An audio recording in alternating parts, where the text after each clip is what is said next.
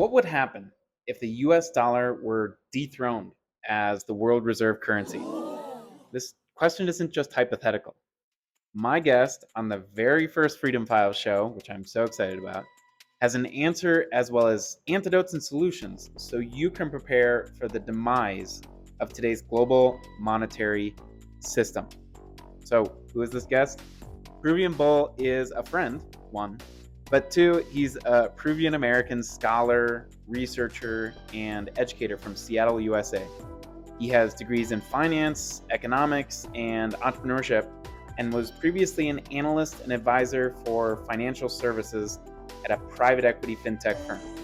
He now writes full-time on Substack and Twitter, X, whatever you want to call it, about macroeconomics and finance. That's the boring bio.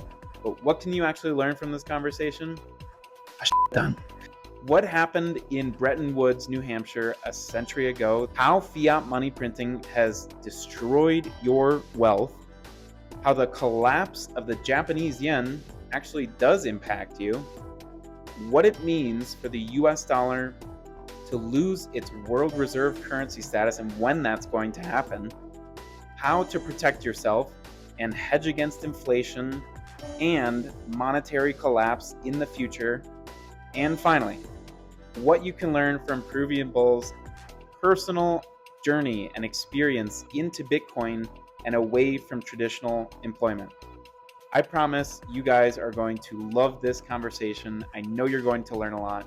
Without further ado, here is Peruvian Bull and my conversation. All right, Peruvian Bull, I'm glad to have you on the Freedom Files podcast, on this YouTube show.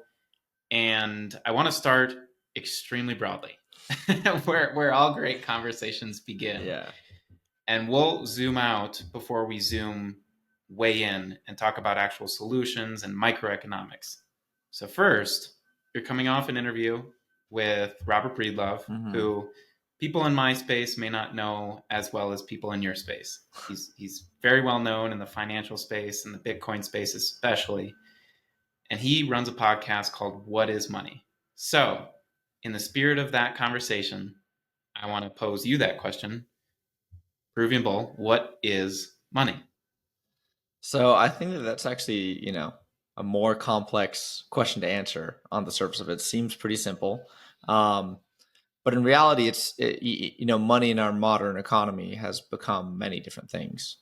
And, most people, especially traditional Austrian, school economist followers, right, let's say, would follow the three-factor definition of money, which is a store of value, a unit of exchange, a medium of exchange, and a unit of account. And so they would say, like, for something to be money, it has to have a limited supply cap. It has to be, perfectly divisible, perfectly fungible. So each unit is equal to other units, and prices have to be denominated in this currency or in this money, right? And so under that definition, gold would be money, silver could be money, Bitcoin obviously could be money. But when we're talking like just functionally, what we see happening in the real economy today, fiat currencies function as money, and even though they're not the best store of value, in terms of like actually holding purchasing power over the long run, they are able to be used as medium of exchange, and they're clearly the unit of account that everything's denominated in. Today, when we talk about the price of Bitcoin, it's denominated in dollars, right? Or we talk about the price of food or oil or gas or a plane ticket, it's denominated in dollars, not in Bitcoin yet. And so, in our current market environment, Bitcoin and gold and silver and these other,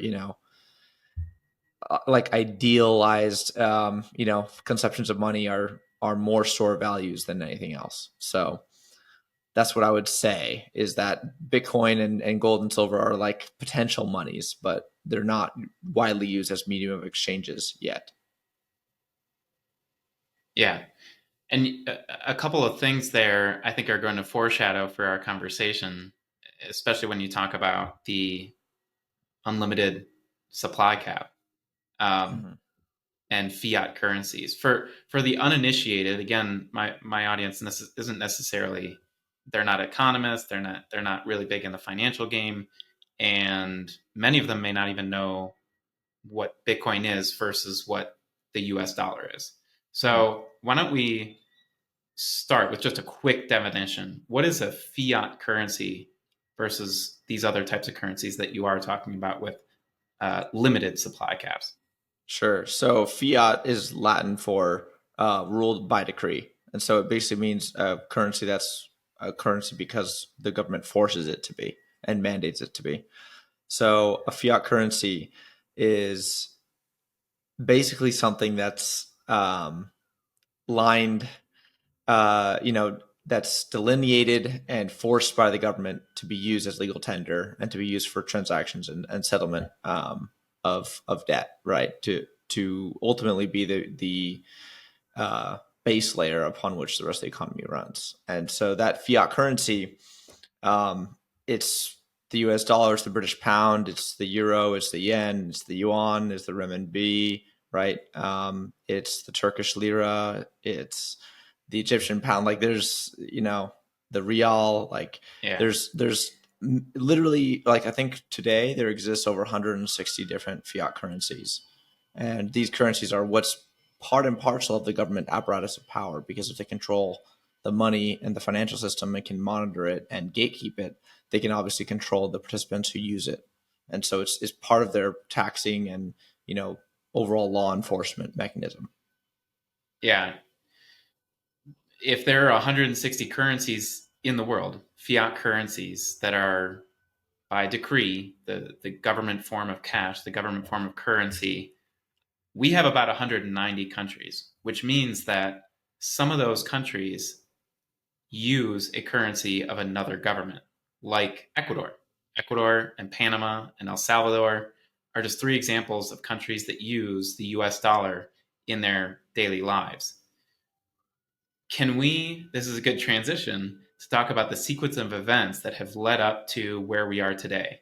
Mm-hmm. What happened in 1944 in New Hampshire? The Bretton Woods Agreement? Is that where you Yes, want to sir. go? Yeah. I mean, the story starts even earlier than that, right? 1913 and the famous, creature from Jekyll Island. But in the wake of World War II, right, as World War II is winding down, the major powers are trying to figure out, what's going to be the new global monetary system. What is going to be the economic alliance that the rest of the world's, development plans are going to be based on? And when we think about reserve currencies are really interesting, right? Because basically what they are is, a method for every single country to trade and transfer value with each other without using their own domestic currency. Because the issue that comes with using a patchwork of domestic currencies is increased trading costs, increased friction, jurisdictional risk, liquidity risk. Imagine if you had to travel to another country, you have to buy something from another country and you have to get their currency to buy it. So if you want a Chinese car, or if you want a Japanese phone, or a Korean TV, you have to literally go on a foreign exchange, buy their currency, and then use it to pay their supplier. And just the friction and the inefficiency that would be inherent in the marketplace would be huge if that was the case. And so what the global economy has done for literally hundreds of years is create a reserve currency and use that reserve currency as the default for international trade and the default for debt settlement internationally. So international creditors can lend to you in this currency. And as World War II is winding down, the British are facing a massive issue in that their industrial base has been bombed and their empire is slowly decaying. Right, they're starting to see whispers of revolts in their colonies, and the U.S. clearly is the uncontested victor of World War II. They come out later in the war than most other countries do. We have basically no damage to our industrial capacity, and largest is that we become the creditors to our former colonists, right? Our former colonizers. So these countries that used to rule us and we asked for help, now they are asking us for help and we lend them money.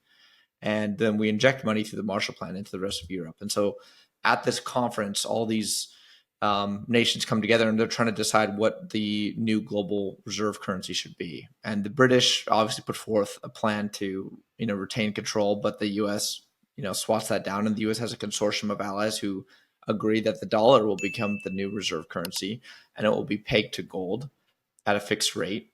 And that peg is initially $35 an ounce, and then it gets moved several times, but it gets put at that level, and then all of the currencies through this agreement are pegged to the dollar. And so everyone is indirectly pegged to gold, but all these, like France, Germany, the UK, all these other countries are not pegged to gold explicitly. They're implicitly pegged through the US. And the reason why that is because during World War II, all these Western European countries had exported their gold, or large chunks of it, to the US for safekeeping, just in case they were overrun by the Germans.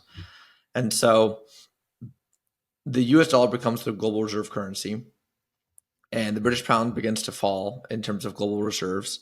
And a new market emerges called euro dollars, which is basically offshore dollar accounts. And all these euro dollars start to proliferate, which means demand for dollars externally starts to rise. And quickly, the dollar becomes the leading global trade and settlement currency for everyone. And so helps to this helps to enforce U.S. hegemony in many ways, but one way it does is by creating demand for dollars. You also now create you create demand for dollar assets, right? Because now all the people that need dollars they earn dollars, they have an excess surplus. Now they want to reinvest any excess that they have into something, and the clear answer is U.S. Treasuries and U.S. securities, U.S. equities.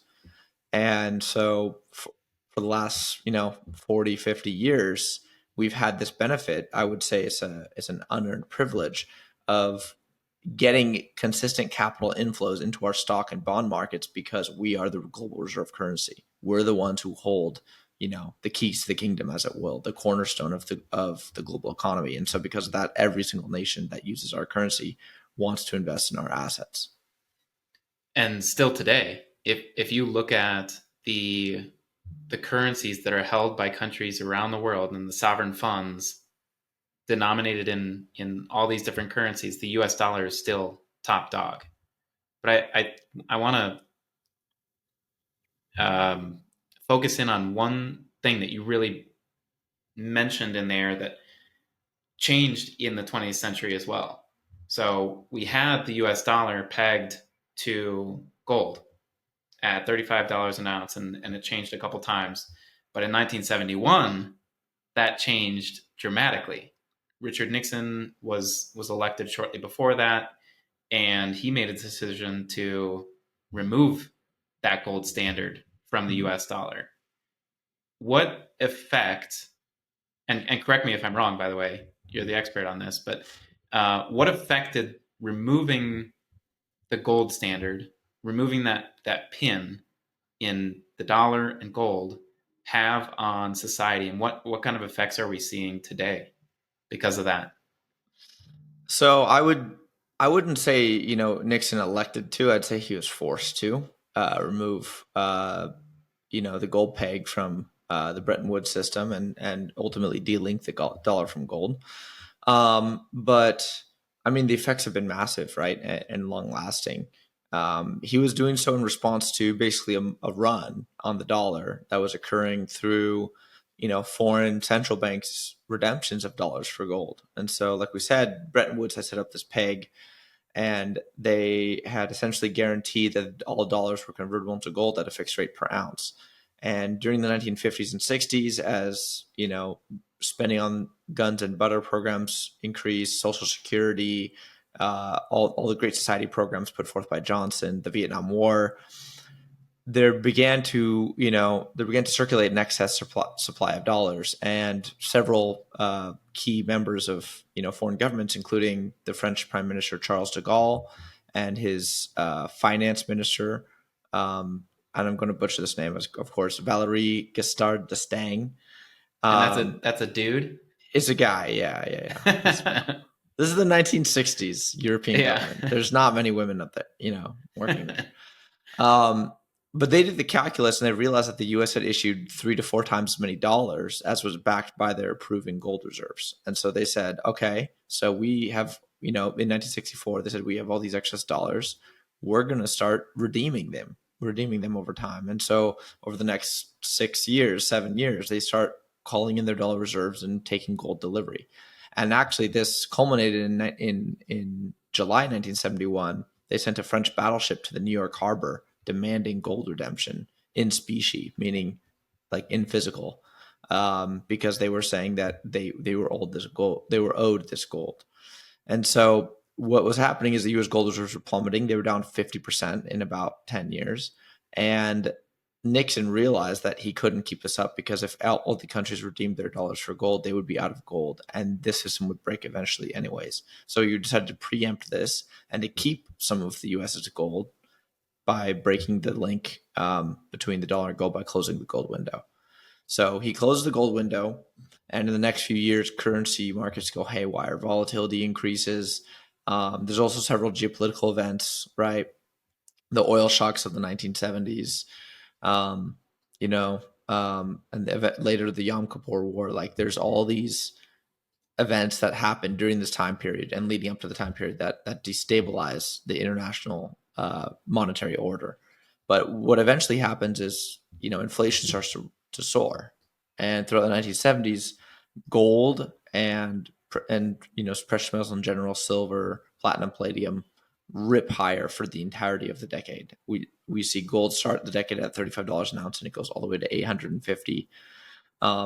Silver was cornered. The market was cornered by the Hunt brothers, which they were famously shut down from doing that. But we see commodities reach a peak in 1979, 1980, before they're finally popped by the Volcker shock. And so to respond to this, global wave of inflation that's been unleashed by unlinking all currencies from gold, they have to respond by raising interest rates severely to the point where the Fed funds rate in 1980 reaches 22% and stays above 16% until like 1984.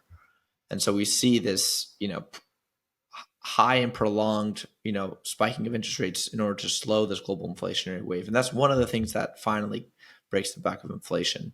But during this time, we see, Kissinger flying to Saudi Arabia, making a deal with the Saudis, enforcing the development of the petrodollar standard, which basically means that all dollars, all oil contracts are now denominated in dollars, and this practice spreads to other oil producing countries and becomes the backbone of the new monetary order.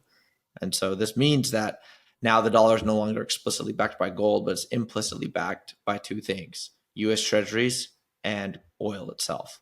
And so that elicits a major change in the monetary order. But the effects have been huge. I mean, we've seen prices of equities and securities disconnect completely from the real economy since then.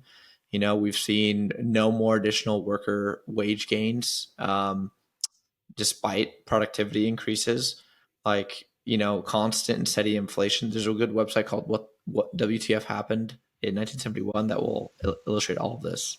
Yeah, right here.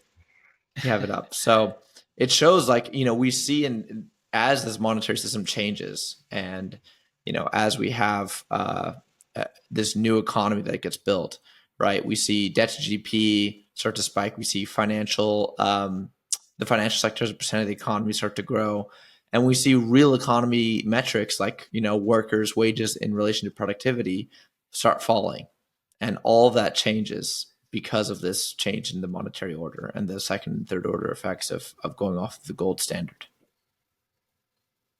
Yeah, it's pretty shocking. I mean, we can talk all day about the U.S. dollar leaving the gold standard and Nixon being forced into that decision, but when you visualize it, when you see the graphs like that depict all the debt and the inflation and the lack of productivity and the stagnating wages and all these different things, that really puts it into perspective for people.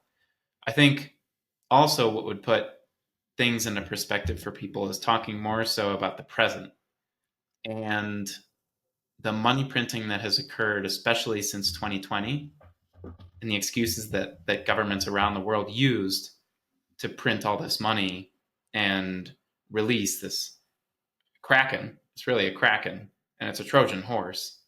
Um, but I want to talk. Why don't you first talk to me about what happened in 2020 in response to COVID and the pandemic, and then we'll hop into one specific country where this is becoming kind of a case study in terms of printing gone wrong. So, what happened in 2020, Peruvian Bull? Well, I think to really understand 2020, you have to understand 2008 better, right? So 2008 occurs, and monetary and fiscal authorities respond with record waves of stimulus, right? And there are new programs invented. The Fed creates multiple entities to swallow up all this debt. TARP is run for the Treasury to buy, literally hundreds of billions of dollars of toxic assets, mortgage-backed securities from the financial sector, and store them itself. And loans are given out en masse to bank after bank, right? Bear Stearns is acquired by JP Morgan. AIG is rescued. And the seminal moment of the 2008 financial crisis is the failure of Lehman Brothers. And Lehman Brothers failed because the Fed wanted to essentially make an example of them. And they couldn't find a buyer in time. And the Fed didn't think that they were as systemic as they actually were. And so the failure of Lehman Brothers culminated in basically the crescendo, right, of the financial crisis and the, forcing of Congress to create TARP and create all these emergency programs to deal with the fallout.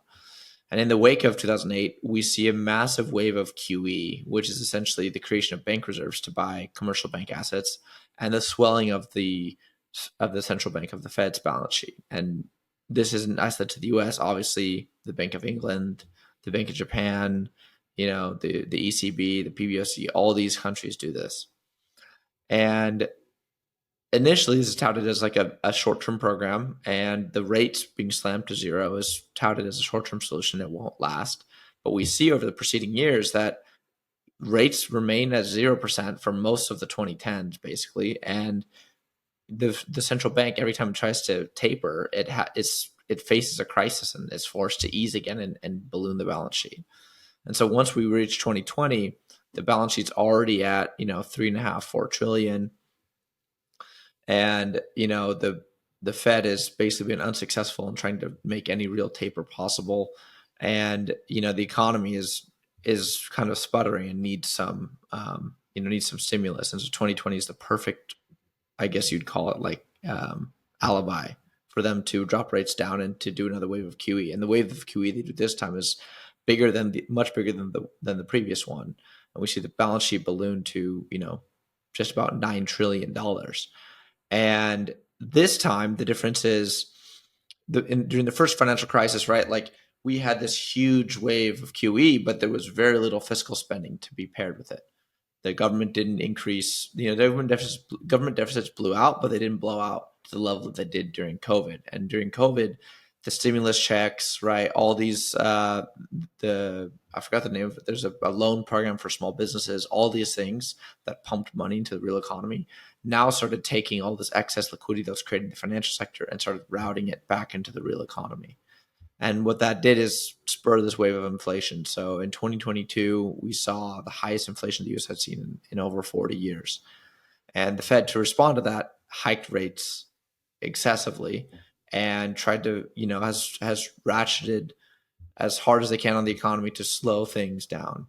And they've been able to get inflation below 4%, at least on paper.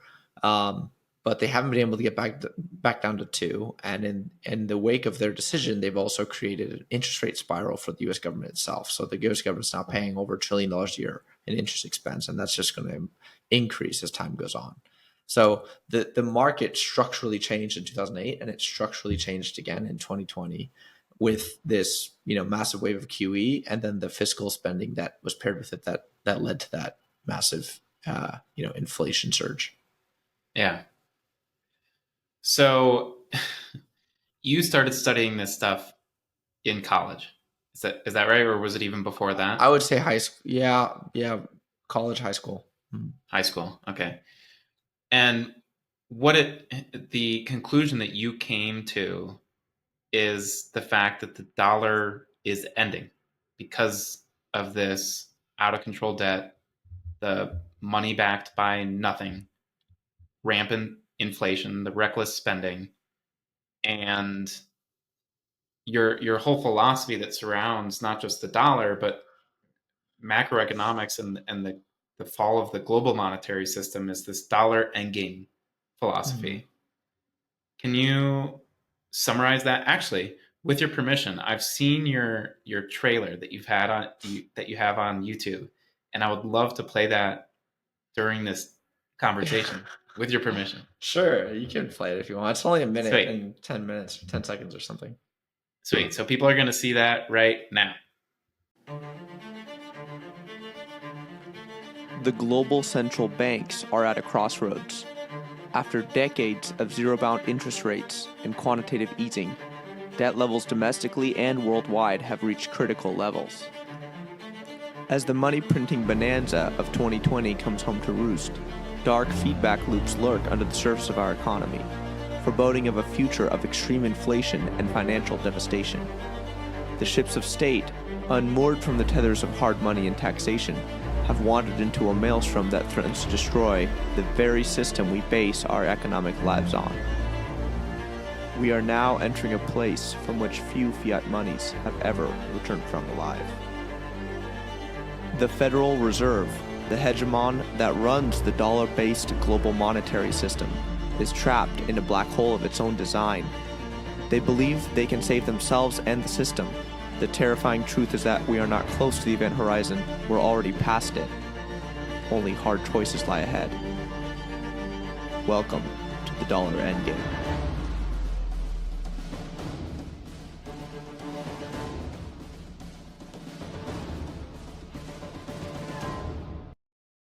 Okay, so summarize that dollar endgame philosophy for me, Peruvian Bull. And then I would love to talk about how that applies to Japan and the Mhm. collapse of the yen.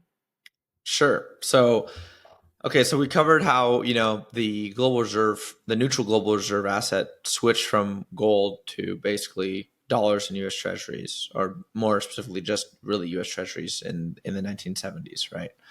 And so what begins occurring is the US starts running massive current account deficits, which means we send out more dollars to the world than we take in.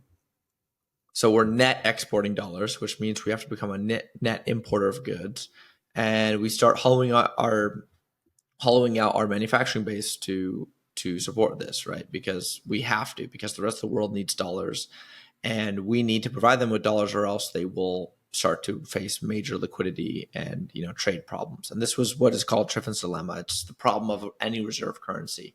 You have an internal issuer, a central issuer, and you have external demand for that currency. And so that means you have to create currency not only for your own economy but for other economies as well, which eventually drowns the world in your currency. And that currency, of course, is backed by debt. So that by default means that you, as the holder, become drowned with debt. And eventually you default on a long enough time horizon. And that default means everyone switches to a new global reserve currency. And so for the last, 50 years, since 1970, the dollar surpluses that were being pushed out into the world by the fact of us running current account deficits were being recycled back into the U.S. assets, U.S. Treasuries, U.S. equities, right? U.S. companies, U.S. real estate. Like, you can look at every single metric you want to, and you see a massive increase in foreign ownership since the 1970s. And this is reflected in what's called net international investment position, and that's a metric that basically uses GDP as like at the base to measure how much assets we own of foreigners and how many assets they own of our domestic assets. And the U.S.'s net international investment position is below 60%, a negative 60% of GDP. So it's like negative 66. So that means that $15 trillion more of assets are owned by foreigners than we own of theirs. And so basically that means that foreigners own a large chunk of our assets, and they can sell those assets when they want to raise dollars. And the rest of the global economy has participated in this, right? You look at China's balance sheet, you look at Japan, you look at the UK, you look at the ECB. As this process has continued, their holdings of U.S. Treasuries have increased and increased, particularly during 2008 and in the early 2010s. And in 2015, we saw a sea change start to take place where all these global, central banks slowed down massively their purchases of U.S. Treasuries, and some of them actually just stopped holding U.S. Treasuries. And so, the factors and the reasons for this can be multi-causal, but I would say the large ones are, a concern about U.S. fiscal sustainability and preparing for a switch to a new monetary system, to one that will not have the issues that our current one does. And this is a long and difficult process, so it won't be easy.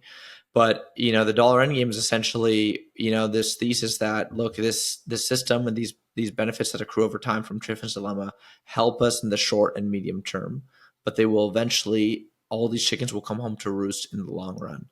And the way they come home to roost is U.S. or foreign central banks selling U.S. Treasuries en masse to finance a transition to the next global money, right? Because think about it, like, if a new global money comes on the stage that acts as a reserve asset better than the US dollar, why is Japan holding $1.1 trillion of treasuries that are losing money in real terms? Why is China doing that? Why is England doing that? Why is the ECB doing that? They don't have a need for those assets anymore. And so if they sell those assets, which is $7.1 trillion of US treasuries, and they sell their equities and sell all their dollar assets to move into a new, global reserve currency that's not denominated in dollars, then we would see a massive, deflationary wave hit the US. And to counter that, the Fed would have to print. And so that's the kind of, like, I guess you'd say, the zenith, or like the main, point of the dollar endgame theory, is that these benefits that have accrued to us are actually a latent risk in the form of treasuries and dollar assets held on foreign countries, central banks' balance sheet, and foreign corporations as well. Okay, so this is a lot to take in, especially for those not initiated in what's going on in these global markets. Before we get into, and I'm not saying that you recommend or suggest certain ways to prepare for this impending global collapse, because this is not financial tax or financial advice. This is not financial consulting. But before we get into the ways to prepare and the ways that we might find solutions in form of another global reserve currency, which is kind of out of your and my control, can you give us a little snippet about what's happening in Japan and how that's going to affect global markets or other currencies? Sure. So, Japan has really gone the farthest and been kind of the bellwether of global central banking. They were the ones who invented QE in March of 2001. They're the ones who invented QQE in 2013. They're the ones who first implemented yield curve control in 2016. And so the Japanese they kind of have a monetary experimentation laboratory. They kind of are trying everything they can because they're existing in the wake of a massive credit bubble burst in the late 1980s that caused their economy to essentially enter a depression. And it's been extremely difficult for them to get themselves out of it because of a myriad of factors. But for one, because of demographics, because of their aging population. But for two, because of their insanely low monetary velocity and reluctance to spend. The Japanese are a saver and investor culture. They're not a spending culture. And so in Japan, it's very, very difficult to stimulate inflation to the traditional sense because the people don't want to spend anything. If they get excess money from the government, it immediately goes to a savings account or to an investment account. They don't respond well to attempts to stimulate aggregate demand. And so, what Japan has been doing is, right, for the past few years, and well, really the past like 2 decades, they've had essentially a 0% interest rate policy. And since 2016, they've had a negative interest rate policy. And so that's brought all the interest rates on their entire bond curve this including yield curve control, down to basically the zero bound. And with the price to borrow money at zero, you can imagine how much debt you would take out, as much as you can, right? And so the Japanese private sector, the Japanese public government has loaded up on debt to the point where the Japanese government debt to GDP is 263%, and the private debt to GDP is 120%. So their private sector is almost as levered as our government is in relation to GDP. And so what this does is this constrains their options severely on what they can do if there's any sort of problems with their currency, right? Because it becomes very difficult to raise rates with that level of debt. I mean, just as a point of note, right? Like if the Bank of Japan normalized rates with the Fed, the Japanese federal government would eventually be paying 13% of their GDP on interest alone every single year. Now, that's multiples of what the government makes in revenue. So that means that the government would be insolvent. So at 5% interest rates, so they can't do that. And so as the rest of the world hiked in 2022, and you can see this on a chart. I wrote a piece called Tokyo Drifting to a Currency Crisis. And you can see this on a chart of the Japanese yen. And we'll link that, by the way, in the notes. And that was one of my most famous pieces, right? You can see this on a chart of the Japanese yen. As the Fed starts to hike in March 2022, the yen begins to blow out from 106 to 112, then to 120, then to 130. And, finally by September of 2022, it reaches 150. And the Bank of Japan is forced to intervene in their bond market by selling dollar assets and using those dollars to buy Japanese yen. And so they're kind of trapped in this black hole, right? They can't raise rates and they can't do anything other than selling dollars to defend their currency. And the U.S. obviously doesn't want them to sell those dollars because that means depressing U.S. asset prices and popping the U.S. Debt and equity bubble. And so the Japanese are kind of hamstrung in what they can do. And they were able to kick the can a bit in September of 2022. But this year, again, we've had 2 more interventions in just the last month. And they're starting to reach a breaking point where their currency is devalued 50% in the last, 2 years. And it's headed lower from here, much lower. Yeah. Boy. So it feels like this will be the first domino to fall in a global cataclysmic series of events. I won't say it's going to be one single event that's going to break everything, but rather a gradual, slow series of events that will eventually lead to what? Is that going to be a new global reserve currency, or is that going to be chaos in the financial markets of all countries, or is that going to be the emergence of something like a BRICS reserve currency that takes the place of the U.S. kind of that side of the world and that polar, the NATO side of the world? What's going to happen after this series of events? Well, first of all, the series of events happening is different than what most people think, right? This means first a laying off of U.S. Treasuries as the neutral reserve asset, right? And then eventually a switch from the U.S. dollar as the reserve currency. And both are very significant, but the loss of Treasuries as an asset, as a global reserve asset, is probably what's going to happen first. And that's what we're seeing in the data, is global central banks are not really buying U.S. Treasuries on net anymore. And, most of them, with the exception of, maybe Japan and China, are not net sellers yet. Also Russia's been selling their treasuries for years, but that's just, they're geopolitically inclined to. But as the transition begins, right, and again, this is a slow process. I'm not saying this happens in a year. I'm not saying this happens even in 3 or 5 years. I'm saying this is, a decade-long process or decades.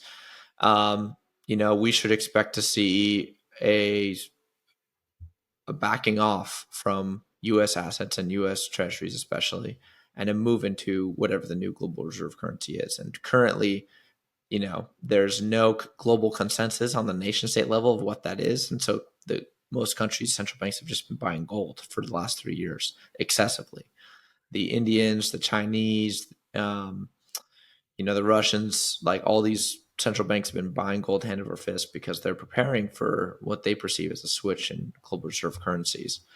And, Japan, facing their issue, would normally be selling these treasuries and buying gold, but because they're such a large protectorate of the U.S. and they're so dependent on the U.S., I think they're going to be reticent to, they're very reluctant to do anything to really piss the U.S. off because they rely still largely on the U.S. for their military protection. Yeah. Okay. So the last 40 minutes have been more or less negative, right? Yeah. It's been pessimistic about the future, but data-backed. It's data-backed pessimism. It's realism, essentially.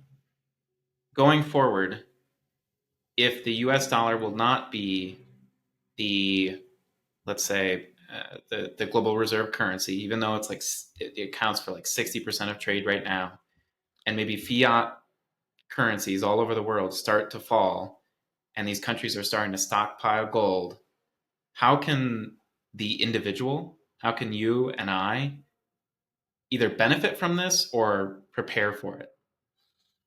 I think, clearly the way you can benefit is by buying, inflation hedges, right? Because as this monetary transition takes place, inflation will become more and more entrenched globally. It'll become, especially in the U.S., right? It'll become difficult because the U.S. will lose, and they are losing a major funder for their debt. And they've responded to this in many ways, but for one, they've created like a dozen new programs to create liquidity in the global system without running traditional QE.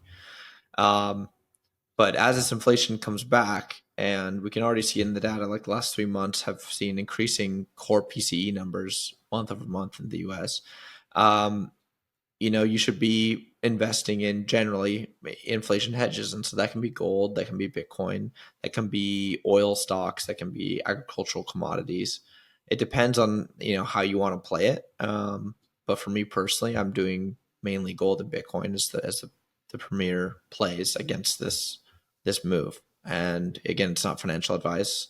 And like I said, this process won't happen immediately. So if you're trading this for the short term, if you're trying to make a profit in the next month or 2 or 2 weeks, I can't tell you what's going to happen in the global economy on that short of a time frame. But in the long run, this debt problem and that the U.S. is facing is unsustainable. We can't be growing debt by $1 trillion every 100 days, and then every 50 days, and then every 20 days forever, because exponential supply of debt would require exponential supply of money. And there's just not an exponential supply of money without, increased inflation.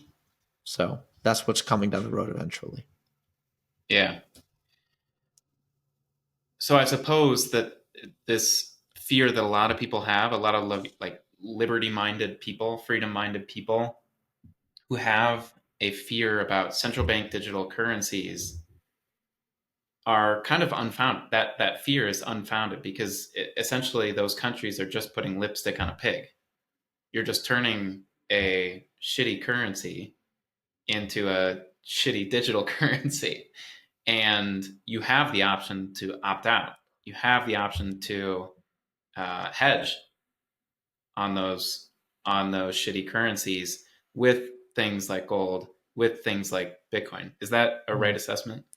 Yeah, and I wouldn't say that that CBDCs are no risk. I just think that it's going to be it's just difficult to implement them, right? Like if you create a CBDC, you're obviating the need for most of the banks.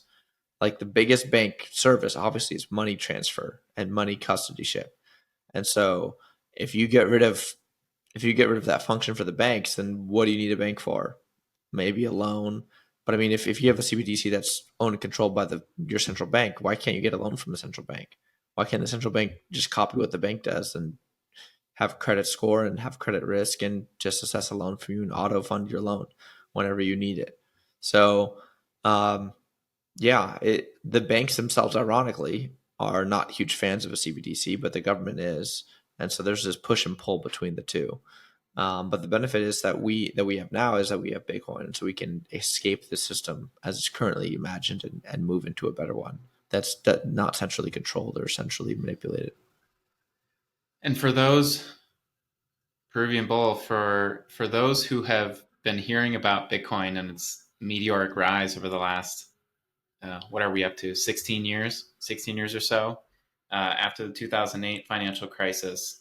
For those who have just heard about it and not done anything about it, and still remain in the shadows, investing in a new currency, that sounds crazy. What would you say is the main difference between Bitcoin and a fiat currency? And I think one of the things that you're going to mention goes all the way back to the very beginning of our conversation today, during like that, when I asked you about what is money.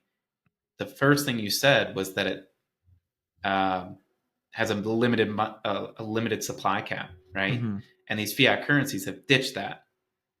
So Bitcoin obviously has that. So apart from that limited supply cap, and you can touch on that a little bit more, but what are those main differences between Bitcoin and being your own bank and investing in fiat currencies? I mean, the differences are myriad, right? Like you're using the traditional financial system, you have to comply with all the laws and regulations that are inherent in that system, which means KYC, AML, you know, complying with bank credit scores, using debt, like getting into debt is a requirement of the system. And, the profligation and promulgation of debt is part of the reason why the system keeps surviving, because by creating debt, you also create demand for the currency, right? Imagine if you give a dollar loan to someone in Kenya. Now suddenly they need to have dollars to pay that dollar loan. It's pretty genius if you actually think about it. So, Bitcoin represents this ability to completely escape from that system and to create, instead of a debt-based monetary system, just what we might call a sound money monetary system, or an investment and savings based monetary system, where you only spend what you have, and it's harder to get loans, but also credit bubbles and debt bubbles are much harder to create and sustain, and when they do arise, they're much smaller. So the differences between a sound money based system and a fiat system are myriad, but I would say the main ones are avoiding government overreach, censorship, an elimination or reduction, more accurately, of bubbles and booms and busts, and a return to long-term economic growth potential. Because in the last 100 years, since we've been on a fiat monetary system, ever since 1913, and again, you want to be really technical, yes, 1971 was when we actually entered pure fiat, but I would argue we were fiat long before that, because especially by 1933, you couldn't redeem your dollars for gold. We saw, and we have seen, a reduction in long-term growth potential because of the introduction of the fiat monetary system. We've seen, real wages, for example, which were growing 5% year over year, compounding for the last 2 decades of the 1800s. Real wage growth has been mostly negative for the last 2 decades.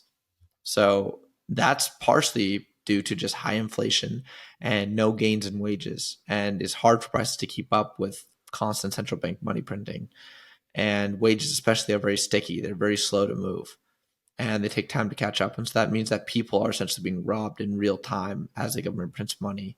And as the multinational corporations benefit from cantillon effects that the rest of us don't have access to. Yeah. I saw a stat the other day that just in the last 4 years, since 2020, because of the trillions and trillions and trillions that the US government has printed, and obviously this has ripple effects all across the world, but the purchase power of a single dollar has lost 25% since 2020. So in 2020, the average American salary, adjusted for purchasing power across the world, was third highest in the world, behind Iceland and Luxembourg, at about 77,000 US dollars a year. That 77,000 US dollar salary 4 years ago is now 58,000 US dollars, because of the inflation caused by insane spending by your government, if you're American. I think one other thing that I would add to your characterization of Bitcoin and sound money versus fiat money is the fact that Bitcoin is also decentralized. You mentioned like censorship and the fact that the government cannot censor anyone on Bitcoin without the ability to KYC and AML, all that kind of stuff. But the fact that Bitcoin is decentralized means that there's no one overseeing this currency. It is not owned by anyone. It is not owned by an organization like the US dollar is. The Federal Reserve is in complete control and has chosen to manipulate this currency, the US dollar. Bitcoin doesn't have that same power. Some people might argue that Michael Saylor has that power to manipulate the price. But before we move in, one last question I had for you about like your philosophy since learning about Bitcoin and the monetary theory. Is that a right characterization?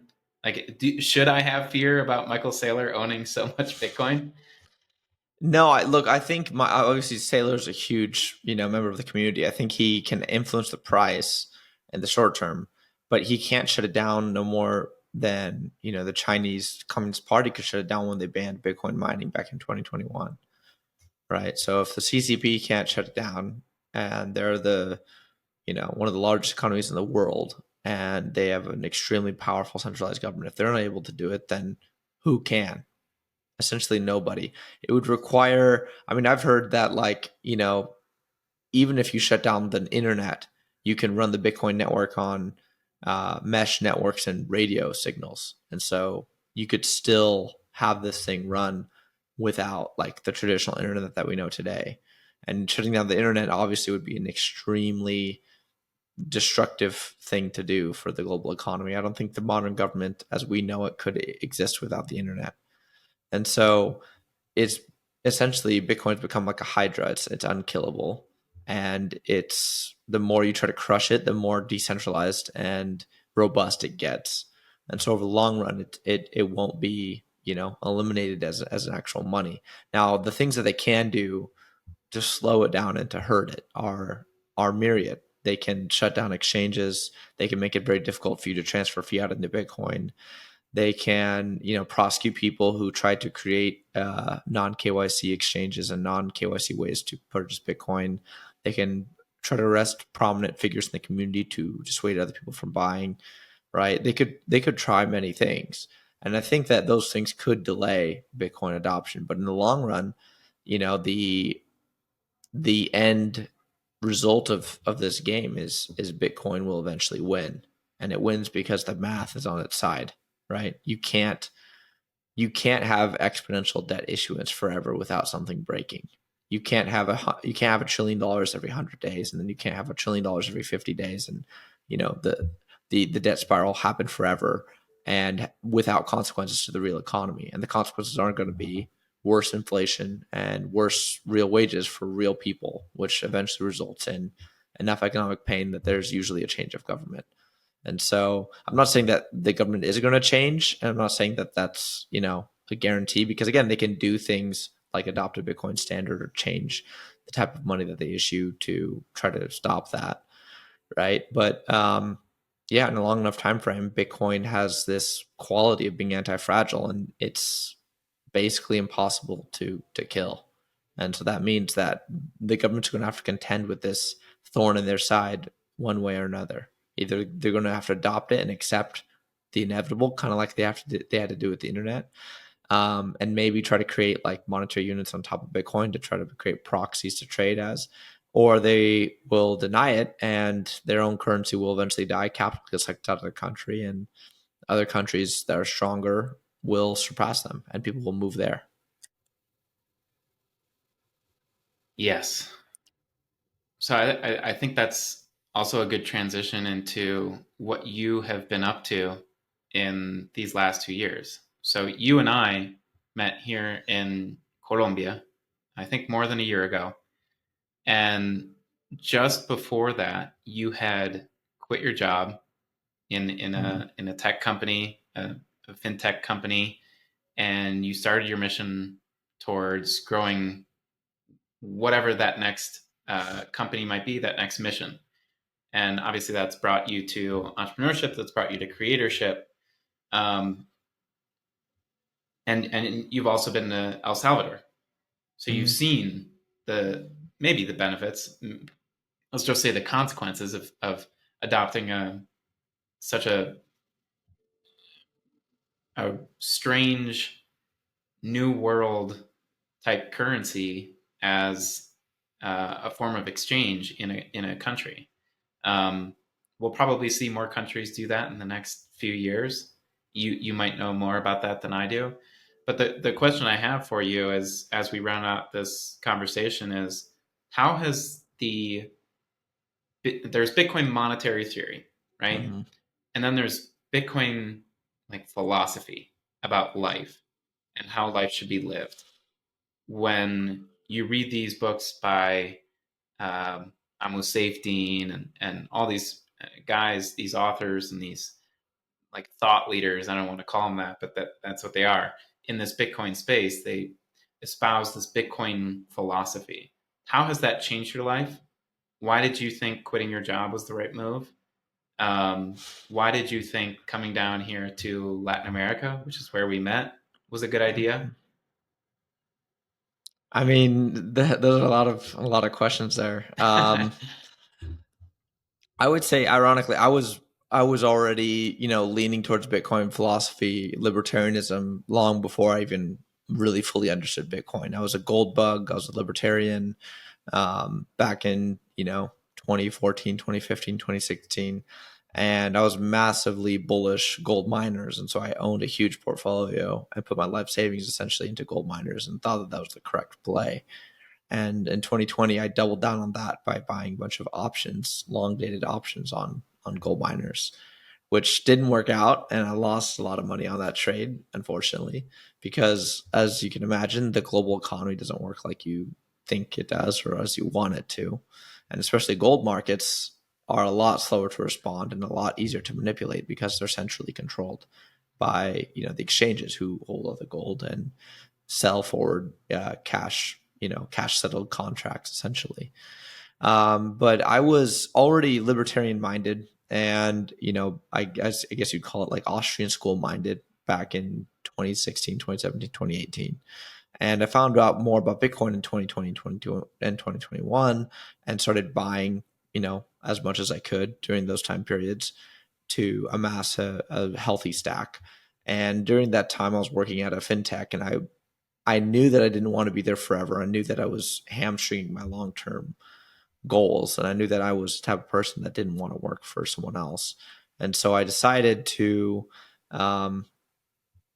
to start writing online, and my post went viral. I went viral on Reddit first, and then I moved over to Twitter. My Twitter started blowing up, and by the summer of 2023, I had gained enough momentum where I felt like it was time to make this thing, make it or break it, see if it can actually work long term. And so I had a bonus coming up in August of 2023. I took the bonus. The next day, I put in my 2 weeks notice, quit my job, and I remember that I was really, feeling nervous, feeling like I didn't know what I was doing. I felt like it was kind of leaping into the deep end, and I wasn't sure that I would actually be successful. But my brother who was an entrepreneur, was very encouraging of me, and he helped me to see that this is a process. Entrepreneurship is a journey, and you just have to take the first step and then take the next step and do it day by day. And so that's what I did. And, in the last, 8 months or so since that, or 9 months now since I started that journey, I've met a lot of amazing people. I've traveled. I've made great connections. My newsletter has grown from, 0 to almost 4,000 subscribers. And, I've grown my Twitter to almost 82,000 now. And so it's been a massive period of growth. And I think that for anyone that's looking to quit their job, you just need to find something that you're passionate about and that the market wants and responds to, and work on, monetizing that product or service. Hell yeah. That's a great message. Mm-hmm. Awesome. All right, Peruvian Bull. Anything else before we part ways? I of course, want to leave all your links down below in the description for people who want to check out your Tokyo drifting, your Mm-hmm. essay about the Japanese yen and that collapse. your Substack, your Twitter, anything else inside of those platforms that you want people to pay particular attention to? I have a couple good podcast episodes. Some of them are paywalled, but some of them are not. I have one called The Japanese National Line. That's pretty good. Where I go on and talk about Bank of Japan and go much further in depth on all the monetary policy shenanigans they've been doing. And on my YouTube, I also have been uploading some of my podcast episodes delayed from my Substack. And so if you want to go check out those podcast episodes on my YouTube, you can. I have a book called Dollar Endgame, obviously, where I go into more in depth on the dollar endgame theory and how reserve currencies will switch and what that means for the US dollar. And so you can also check out my book on Amazon, or read it for free on Medium or Reddit, or I also have what's it called? I have my own website, thedollarenddgame.com, and you can read it for free there if you don't want to pay. I didn't make it for the money. I just made it because I was fascinated by economics and how the system worked. And so we can tell. Yeah, thanks. Yeah, but if you want a much more in-depth discussion on that, we can, you can go look there, because I know this podcast was pretty light. So I tried to keep it surface level and not go too deep into all the complexity of what's happening. Yeah. Well, awesome. For those wondering, we'll probably have to have another a round 2 when this Japanese yen does finally collapse, or if we have another big event in the macroeconomic space. But Peruvian Bull, thank you so much for joining. Of course, like I said, all those links that we mentioned are going to be down below in the description. And can't thank you enough. Appreciate you. Awesome. Thanks so much for having me, James.